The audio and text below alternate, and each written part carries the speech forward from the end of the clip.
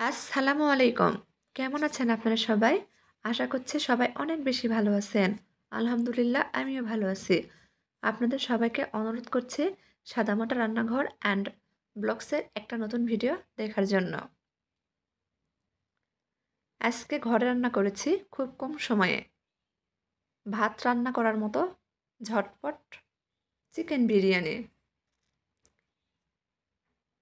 যারা আমার মতো অলস বিরিয়ানি রান্না করতে ভয় পান, ঝামেলা মনে হয়, তারা আজকের ভিডিও দেখে রান্না করে নিতে পারেন। কোনো রকম ঝামেলা ছাড়াই ঝটপট বিরিয়ানি রান্না করেছি। আলহামদুলিল্লাহ খেতে অনেক মজার হয়েছে। তো চলেন দেখি বিরিয়ানি রান্নার পুরো প্রস্তুত প্রণালী আপনাদের মাঝে শেয়ার করি। এখানে 1.5 কেজি মুরগির মাংস নিয়েছি।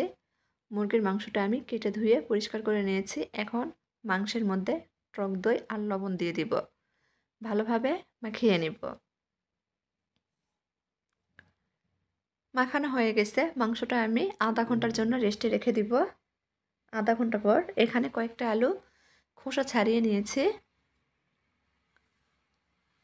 ধুয়ে নিয়েছি। এখন আলুর মধ্যে আমি সামান্য পরিমাণ জর্দার কালার ও লবণ দিয়ে মাখিয়ে নেব। মাখানো হয়ে গেছে। চুলার উপর একটা হাঁড়ি বসিয়ে দিয়েছি। পরিমাণ মতো তেল দিয়ে দিব। তেল গরম হয়ে গেছে। এখন আগে থেকে মাখিয়ে রাখা আলু দিয়ে দিব। আলুটা ভেজে নেব।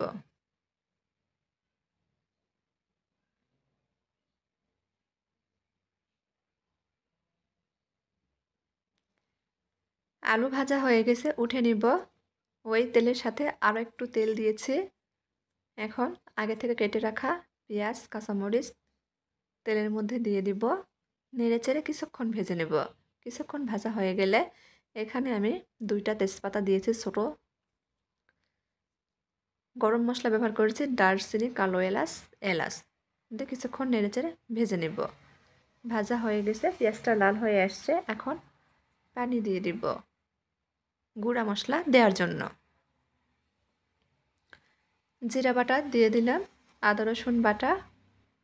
আমি আমার পরিমাণ মতো মশলা ব্যবহার করছি। রাঁধুনির বিরিয়ানির মশলার অর্ধেকের একটু বেশি ছিল, সেটাও ব্যবহার করেছি। স্বাদ মতো লবণ। লবণটা এ পর্যায়ে একটু বুঝিয়ে দিতে হবে। মুরগির মাংস মাখানোর সময় আমরা লবণ দিয়েছিলাম। নাড়াচাড়ে মিশিয়ে নিচ্ছি। মশলাটা ভালোভাবে কষিয়ে নেব।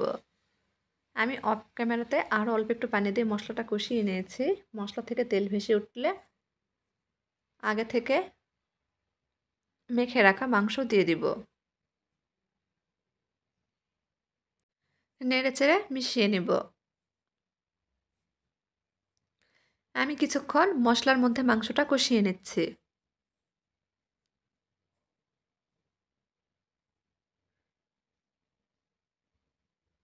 একটু সময় নিয়ে মাংসটা কষিয়ে নেব মশলার সঙ্গে। কষানো হয়ে গেলে এখানে আমি পরিমাণ মতো পানি দিয়ে দিব। এই পানিতেই মাংসটা রান্না হয়ে যাবে। মাংসটা প্রায় রান্না হয়ে যাবে এই পানির মধ্যেই।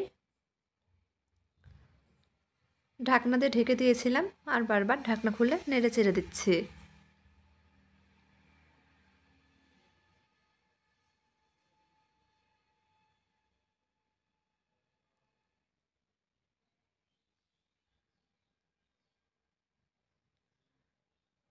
মাংসর পানিটা প্রায় শুকিয়ে এসেছে। এ পর্যায়ে আমি ভেজে রাখা আলু দিয়ে দিব। দিয়ে মাংসর সঙ্গে কষিয়ে নেব। কষানো হয়ে গেছে। মাংস থেকে তেল ছেড়ে দিয়েছে। আমি মাংসটা উঠিয়ে নিব না। মাংসর মধ্যেই আগে থেকে ধুয়ে রাখা চাল দিয়ে দিব।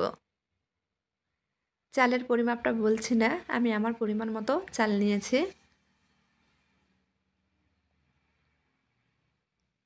আমি মাংস সহ চালটা ভেজে নেব।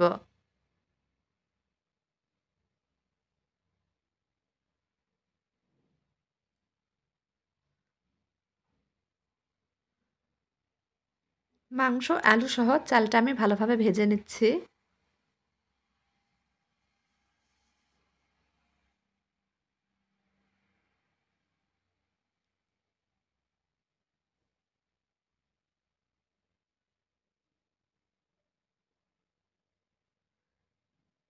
ভেজে নেওয়া হয়ে গেছে। পাশের চুলায় পানি গরম বসিয়ে দিয়েছিলাম। যে পরিমাণ চাল নিয়েছি তার ডাবল পানি দিয়ে দিব। পানিটা ফুটন্ত গরম। নেড়েচেড়ে মিশিয়ে নিচ্ছি। এখানে ৫-৬টা মতো আলু বোখরা দিয়ে দিলাম। আবারও নেড়েচেড়ে মিশিয়ে নিয়েছি। ঢাকনা দিয়ে ঢেকে দিলাম। বলক চলে আসছে। এই পর্যায়ে আমি ৪-৫টা কাঁচামরিচ ফালি করে নিয়েছিলাম দিয়ে দিলাম। নেড়েচেড়ে মিশিয়ে নিচ্ছি।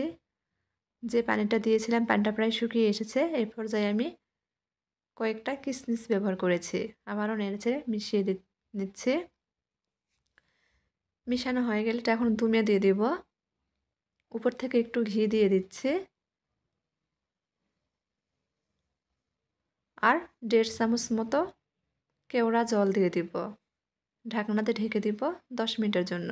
১০ মিনিট পর দেখেন বিরিয়ানিটা কতটা ঝরঝরে হয়েছে। বিরিয়ানি রান্না হয়ে গেছে। চুলা বন্ধ করে দিব। দেখলেন তো কোনো রকম ঝামেলা ছাড়াই ঝটপট ভাত রান্না করার মতো সহজ করে বিরিয়ানি রান্না করে নিলাম।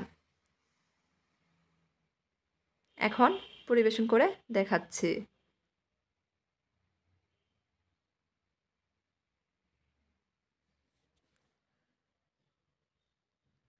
বিরিয়ানি দেখতে যতটা লোভনীয় হয়েছে, খেতেও আলহামদুলিল্লাহ ততটাই মজার হয়েছিল।